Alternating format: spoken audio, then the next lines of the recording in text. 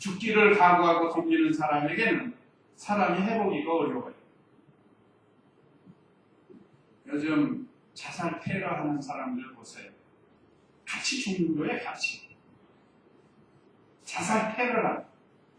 폭탄을 자기 몸에 잔뜩 담아가지고 가서 그냥 스위치 딱 누르면서 자기도 아마 뼈도 못 차리고 산산조각이 나게 죽는 거예요. 그러면서 주위에 있는 사람들을 같이 죽이는 거예요. 그냥 테러가 아닙니다, 이거는. 자살 테러는 자살 테러. 그러니까 이 사람도 죽기를 각오하고 이 이슬람교도들이 얼마나 알랄한 일을 우리에게 가르쳐주고 있어요. 다른 사람 죽이기 위해서 자기도 죽는, 아마 자기들은 그게 순교라고 생각하고 또 그렇게 교육을 하고 그렇게 세뇌 교육을 한다.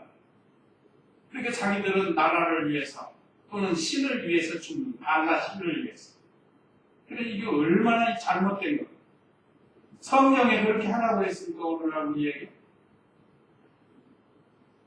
하나님을 위해서 나가서 자살하라는 게 어디 있어요? 다른 사람을 많이 죽여라는 게 없습니다. 한번 찾아보세요. 없어요. 자살은 하나님 앞에 죄입니다. 그런데 이렇게 엄청난 일을 하는데, 그러니까 죽기를 각오하는 사람들을 참 싸워서 이기기가 어렵죠. 그러니까 여기 천부장이 이 가이사라에 바울을 보내는데 보병 200명, 마병 70명, 창병 200명, 부하비 몇 명이죠? 470명. 아까 40명보다 10배나 더 많답니다. 10배.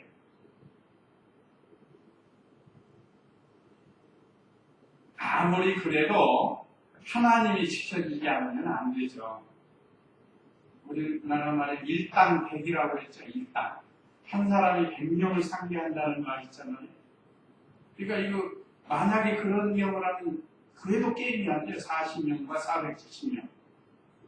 일당백이면 4000명을 상대할 수 있다는 뜻인데, 그런데 이것은 하나님께서 배후에서 도와주셔야 되는 거죠. 자, 이렇게 많은 군대를 동원하게 한 것. 그래서 바울을 벨릭스 총독에게 무사히 태워 보내도록 짐승들도 준비하라고 명령을 하고 다음과 같은 내용의 편지를 썼다고 했습니다. 자, 여기서 하나님께서 복음 사역을 막으려고 하는 이 마귀의 세력이에요. 영적으로. 마귀의 세력이 지금 사도 바울을 통해서 이 복음 사역이 많은 이 복음이 여러 지역에 전파돼야 되는데 그걸 반대하는 세력입니까? 배져가는 세력입니까? 이건 마귀의 세력입니다. 그래서 하나님께서 마귀의 역사를 막아주신 거예요. 오늘날도 그렇습니다. 우리가 진심으로 주님의 말씀에 입각해서 충성하면 하나님께서 우리를 통해서 하나님의 뜻이 이루어지는데 그럴 때 대적들을 막아주는 거예요. 우리 교회나 우리 성도님 가정도 금년 해내도 하나님께서 막아주셨어요. 하나 안타까운 건 우리가 전도가 되지 않는 것이 좀 안타까운데 그것도 하나님의 어떤 섭리가 계십니다. 그래서 우리가 힘써 기도하고 어느 날 갑자기 하나님께서 또 우리 교회 하나님의 성도들을 보내주실지 모르는데 어쨌든 우리 하나님께서 금년 한 해 동안 우리를 마귀로부터 대적으로부터 막아주시고 바울을 보호해주신 것처럼 보호해주시지 않았습니까? 만약에 막아주시지 않고 보호해주시지 않았다고 하면 지금쯤 우리가 어떤 상태에 있을지 모르죠. 우리도 하나님께서 믿음 지키고 충성하면 보호해주시는 줄로 믿고 나가야 됩니다. 그래서 26절 읽어보세요. 그러한테요 요시아가 벨레스 총독 사택에 문안입니다. 이 사람은 유대인들에게 붙잡혀 그들에게 죽임을 당할 뻔했는데 그가 로마 사람인 것을 알게 되어 그가 군인들을 데리고 가서 구해내었으며. 예, 첫째. 여기 오늘 선부장이 이 총독에게 서신을 쓴 내용 첫째가 25절로 27절에 보면 바울이 유대인에게 잡혀 죽게 되었는데 그는 로마 사람이라 자기가 군대를 거느리고 가서 구원했다는 뜻입니다. 여기 지금 그렇게 첫 번째로 총독에게 편지를 쓴 거예요. 여전히 하고 전화로 탁 하면 되지만 옛날에는 편지로 다 써서 보내잖아요.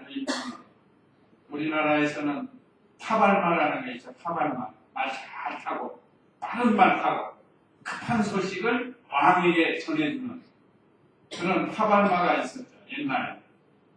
요즘은 얼마나 참 세상이 편해졌는데 뭐 서울에 있는 거 딱 주가 몇천 명 그냥 통화가 딱 돼가지고 소식을 전할 수 있으니. 자, 이때에도 그 100km가 넘는 길을 달려가는데, 어쨌든 천부장은 편지 내용이 첫 번째가, 로마 사람인 바울을 거기 있는 사람들이 죽이려고 해서 자기가 가서 군대를 거느리고 구출하려고 갔다는 거예요. 그 21장 30절 한번 읽어보세요. 21장 30절. 원성우들이 소란해지고 백성이 몰려들어 바울을 붙잡아 성전 밖으로 끌고 나갔으며 곧 문들이 닫혔다. 그들이 그를 죽이려는 때에 온 예루살렘이 소란하다는 보고가 군대의 천부장에게 올라가므로 그가 즉시 군인들과 백부장들을 데리고 그들에게 달려가니 그들이 천부장과 군인들을 보고 바울을 치던 것을 그쳤다. 네, 읽어보세요. 예루살렘이 소동이 나고 바울을 잡아 죽이려고 두드러 패고 있다는 거예요. 바울은 복음 전하다가 지금 뇌를 맞고 욕을 먹고 뭐 죽을 자리까지 가고 그러고 있습니다. 그런 소식을 듣고 천부장이 가서 구출했다는 것을 편지 내용 첫 번째로 기록했습니다. 그 다음에 두 번째 내용은 28절 읽어보세요. 28절. 그들이 무슨 이유로 그를 구수하는지 알고자 하여 그들의 군으로 내려갔는데 그가 구수당하는 것이 그들의 입구문에 가만히 보여 사형이나 불법한 만 아무런 기록도 없다는 것을 알았습니다. 네, 두 번째 편지 내용은 바울은 유대인의 율법 문제로 지금 이렇게 소동이 나지 그가 무슨 죄를 진 것은 아닙니다.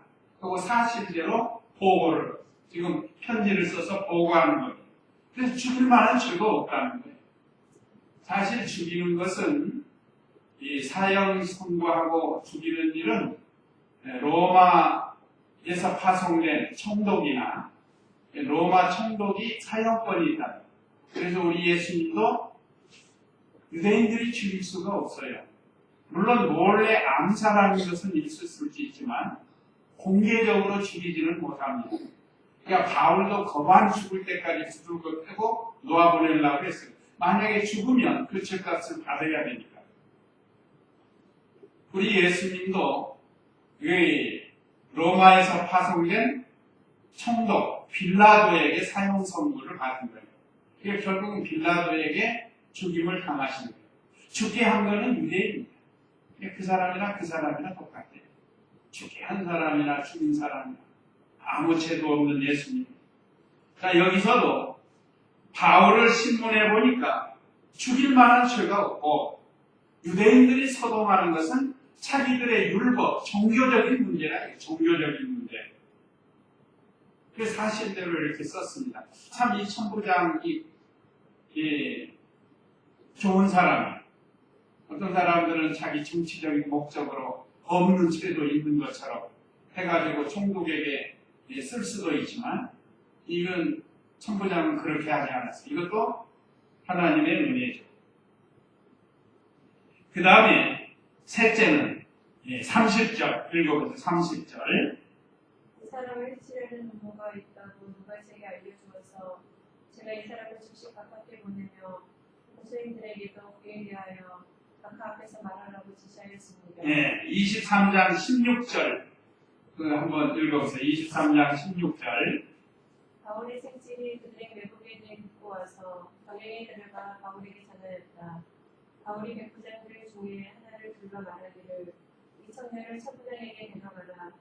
내가 천부장에게 전할 말이 있다 하니 부장이 그를 천부장에게 데리고 가서 말하였다.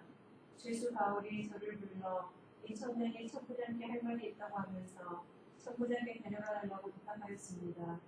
천부장이 그의 손을 붙잡고 물러가서 은밀히 묻기를 내게 전할 말이 무엇이냐 하니 그가 말하였다. 유대인들이 고무하기를 바울이 가는 것을 더 정확히 알아볼 것처럼 하여 내일 그를 공회로 끌고 내려오도록 천부장께 청하고자 했으니 예, 여기 내용은 우리가 이미 배운 건데 아까 말씀드린 것처럼 바울을 말하자면 암살하라는 정보를 알았다고 했습니다. 그래서 이 30절이 천부장이 총독, 벨릭스 총독에게 쓴 편지 세 번째라. 자, 이 사람을 해치려는 음모가 있다고 누가 제게 알려주어서 그 누가는 바울의 생질이죠. 그래서 제가 이 사람을 즉시 가깝게 보내며 고소인들에게도 그에 대하여 각하 앞에서 말하라고 지시하였습니다. 자꾸 바울을 죽이라고 하니까 아니다. 너희들도 가서 총독에게 고소하라 하고 말해줬어요. 이건 참 천부장이 다른 사람이라고 할 수 있습니다. 옛날에 우리나라 일제 36년 때도 많은 사람들이 일본 사람들을 미워하고 그랬는데 다 나쁜 사람이 아니라고 제가 들었습니다. 그 사람들 중에도 상당히 좋은 사람들도 있었다고 해요. 요즘 대일 감정이 매우 지금 안 좋은 상태에 있는데 정치적으로도 그렇고 국민 정서적으로도 그렇습니다. 그러나 우리 성도님들은 너무 가격하면 안 돼요. 무슨 일이든지 너무 가격하면 안 됩니다. 우리 자신들도 되돌아봐야 돼요. 그래서 우리는 그 사람들을 불쌍히 여기는 넓은 아량을 가져야 돼요. 또 자신도 되돌아보면 얼마든지 욕먹을 일들이 많아요. 우리 자신, 각자가. 그래서 우리가 그런 사건을 통해서 자신이 욕먹지 않도록 힘을 쓰고 만약에 욕먹을 일이 있었으면 회개하고 그렇게 나가야지 너무 과격하게 표현을 하고 불만을 표하고 그것은 우리 성도가 해서는 안 될 일이라는 거죠. 오늘 여기 천부장이 이렇게 지혜롭게 말을 했으니 유대인들이 얼마나 악한지 몰라요. 자, 하나님께 맡기는 거, 원수 갚는 건 하나님께 맡기고 이렇게 총독은 바울을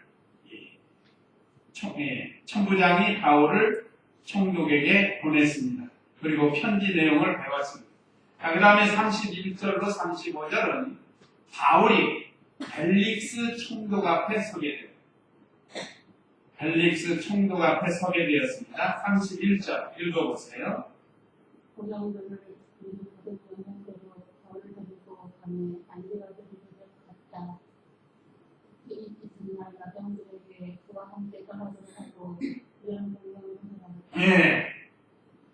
여기 자체는 천부장의 군대 보병이 이 안디바드리에까지 호송하고 갔습니다. 여기 무사히 간 것도 다행이고 여기는 중간에서 조금 더 간 겁니다. 키로수로 약 60km 된다고 합니다. 예루살렘에서 약 60km. 그러니까 이제 앞으로 40km 정도 더 가야 이 총독이 있는 바이샤라에 도착을 하는데 그 안디바드리에까지 무사히 갈 수 있도록 했습니다. 그래서 여기 보병들은 그들이 받은 명령대로 천부장이 명령한 대로 바울을 데리고 밤에 안디바드리로 갔다 했습니다. 밤에 갔어요. 왜 그러죠?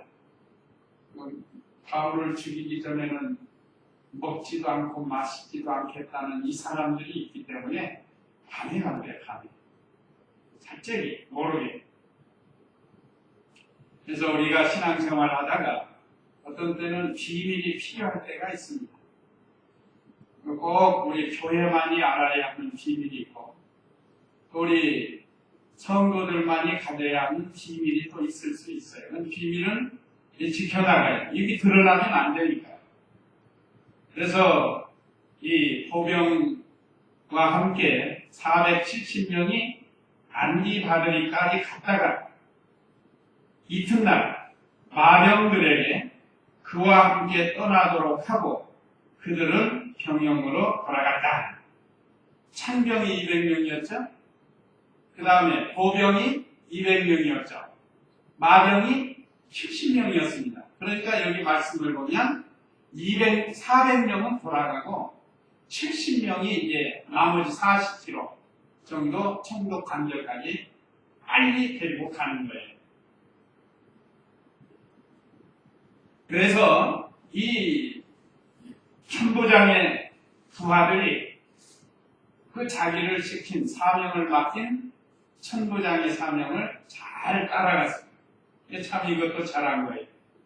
그러니까 우리도 우리 각자에게 어떤 사명과 책임을 맡길 때 이 사람들처럼 최선을 다해서 무사히 일이 진행되도록 해야 된다는 거예요. 그 다음에 33절은 이 마병들이 바울을 데리고 가이사라에 도착했습니다. 33절 읽어보세요. 마병들이 가이사랴로 들어가서 편지를 총독에게 전달하고 바울을 그 앞에 세우니 총독이 읽고 바울에게 너희 지방 출신인가 하므로 길리기아 출신인 것을 알고 말하기를 너희 구성이들이 도착하면 내가 너희 말을 들어볼 것이다 하고 그들을 새로 궁전에 가두어 지키라고 명령하였다. 예. 자, 33절에 이튿날 죄송합니다. 3절 마병들이 가이사라로 들어가서 편지를 총독에게 전달하고 바울을 그 앞에 세우니 이제 아까 말씀드린 것처럼 군인들이 천부장의 심부름을 아주 잘했습니다. 우리도 이 주님이 맡겨주신 심부름을 잘 해야 되겠고 34절에 총독이 읽고 바울에게 어느 지방 출신인가 물어 길리기아 출신인 것을 알고 오겠습니다. 길리기아는 그 당시 로마가 점령한 로마 영토라고 볼 수 있습니다. 로마 영토. 그런데 로마의 지배를 받고 있는 지역이라. 또 바울에게는 로마 시민권이 있다는 것을 총독이 알았어요. 아까 그 편지 내용을 보고 알았죠. 그렇기 때문에 로마 시민권을 가진 사람은 함부로 하지 않습니다. 그래서 이 바울의 송사자들이 오면 그때 신문하기로 하고 가두라고 했습니다. 35절에 말하기를 너의 고소인들이 도착하면 내가 너의 말을 들어볼 것이다 하고 그를 헤롯 궁전에 가두어 지키라고 명령하였다. 먼 길 100km, 여기 뭐 자동차 있으니까 100km 정도는 한 시간 반이면 갑니다. 그 사람들을 부지런히 가서 이틀 만에 간 거예요, 이틀 만에.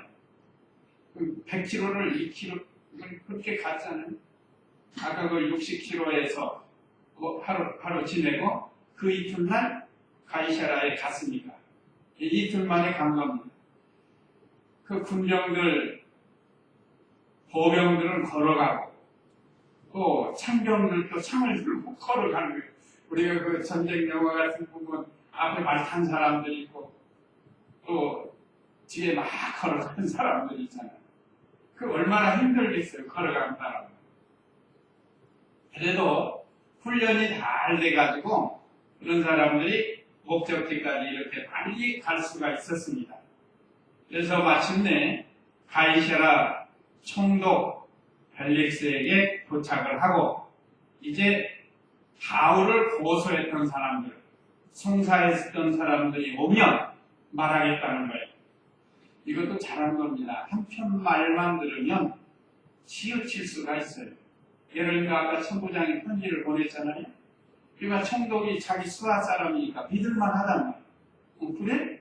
그렇다면 이 사람 죄가 없으니까 맡으자. 이게 아니라 반드시 송사가 원고와 피고가 있으니까 원고의 말을 들어봐야 되는 거 아니겠어요? 원고는 우리 유대인들이에요, 지금. 유대인들이 이제 예루살렘에서 이 총독이 있는 가이사라로 와가지고 이제 물어서 또 신문을 해서 판결을 하게 되는 겁니다. 우리도 무슨 일이 있을 때 어떤 사람이 무슨 말을 했다. 그럼 상대방 이야기 좀 말고 들어봐야 돼. 들어봐가지고 잘 분별을 해서 결정을 해야 실수를 안 하는 거예요. 팔은 안으로 굽는다고 자기 편에 있는 사람 말하면 못 그래요. 그 사람 못겠구만. 사실은 이쪽 오해할 수가 있고. 그렇기 때문에 언제나 우리는 무슨 일이 만나든지 양편 말을 잘 들어보고 그런 다음에 중심에 서서 판결을 잘 해야 돼요.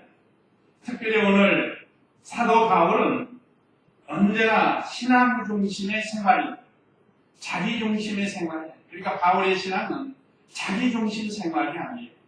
하나님 중심, 말씀 중심. 지금 이제 로마 황제에게 항소하는 것도 로마에 가서 높고 낮은 사람들에게 복음을 전하려고 죄인 아닌 죄인이 돼가지고 황제에게 갑니다. 이제 이건 25장에서 나오는데, 자, 이렇게 주님의 일을 생명내어 놓고 충성되이 하는 사도 바울을 하나님께서 지켜 보호해 주셨습니다. 오늘날 우리도 이 하나님께서 지켜 보호해 주실 줄 알고 충성되이 일을 해야 되고, 또 하나는 주를 위해서 고난당하는 것. 그 우리에게 유익이라고 했어요. 어디 있죠? 고난당하는 것이 내게 유익이다. 시편 119편 한번 찾으세요. 시편 119편 71절. 우리가 이런 내용은 참고해. 우리가 주님을 위해서 고난당하고 욕먹고 하는 것은 우리에게 유익을 주려고 하신데, 시편 119편 71절 읽어보세요. 고난 당한 것이 내게 이익이니 이로 인하여 내가 주님의 규례들을 배우게 되었습니다. 예, 67절 읽어보세요. 67절. 고난 당하기 전에는 내가 불의청하였더니 이제는 내가 주님의 말씀을 지킵니다. 예, 읽어보세요. 이거 우리가 믿음 지키다가 어떤 고난이 올 때, 하나님께서 나에게 또 어떤 유익을 주신다고 하시는구나. 그리고 거기서 하나님의 뜻을 찾아서 믿음을 지켜야 돼요. 만약에 거기서 흔들리고 시험 들고 낙심하고 원망하고 그렇게 되면 결국은 그 고난이 유익이 아니에요. 고난 없는 사람 없습니다. 우리의 표본이신 예수님이 엄청난 고난을 당하셨고, 우리의 신앙의 선진들도 말할 수 없는 고난을 당했습니다. 뭐 하려고 해요? 하나님 말씀 지키려고, 순종하려고. 그래서 오늘 여기 시편 기자 119편을 기록한 기자는 고난당한 것이 내게 유익이니 이로 인하여 내가 주님의 교례들을 배우게 되었습니다. 우리가 고난을 통해서 주님의 말씀, 이 교례는 말씀이라고 할 수 있는데 그걸 배우게 됩니다. 우리가 고난이 없으면 좋은 것 같지만 물론 거기서도 우리가 주님의 어떤 교훈을 배울 수가 있지만 때로는 고난을 통해서 우리가 더 확실하게 배워집니다. 강하게 되는 거예요. 우리 사람뿐만 아니라 이 자연들도요, 이 추운 겨울을 지내는 거예요. 많은 강풍을 그 산에 있는데 올 들어서 처음 막 발이 시렵더라고요. 산에 이렇게 산에. 그동안은 안 그랬는데. 나만 쉬운 게 아닐 것 같아요. 하다 보니까 얼었다 녹은 땅들이 있는데 요즘 참 조심해요. 등산 가는 사람. 얼었다 녹으면 미끄럽거든요. 굉장히 조심해요. 또 낙엽에 가려져 있으니까 속에 얼음이 있는지 잘 안 보인다. 그래서 미끄러져서 다칠 확률이 많습니다. 요즘 같은. 근데 모든 나무들이 지금 보통 사람은 추운 옷을 입잖아요. 근데 나무들은 다 옷을 벗었어요. 지금. 가보면 이제 나무들이 잎사귀가 거의 없어요. 다 벗었어요. 벌거벗은 옷은. 아마 그것이 또 겨울 나는데 유익이 되는 것 같아요. 나무들도.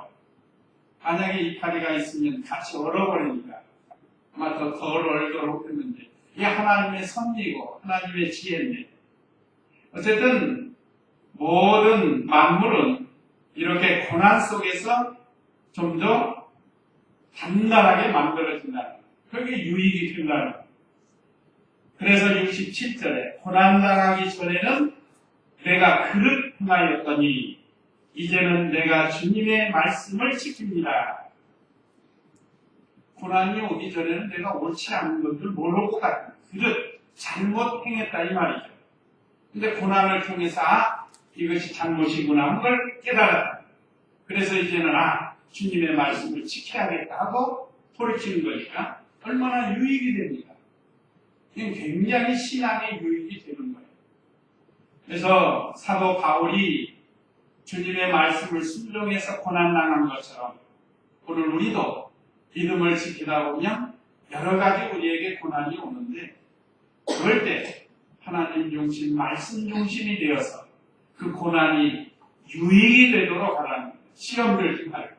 시험 들면 자기 손에 우리가 다 경험하잖아요. 시험 들지 않도록 자기에게 유익이 되도록 우리 하나님께서 더 좋은 것 주신다고 약속했습니다.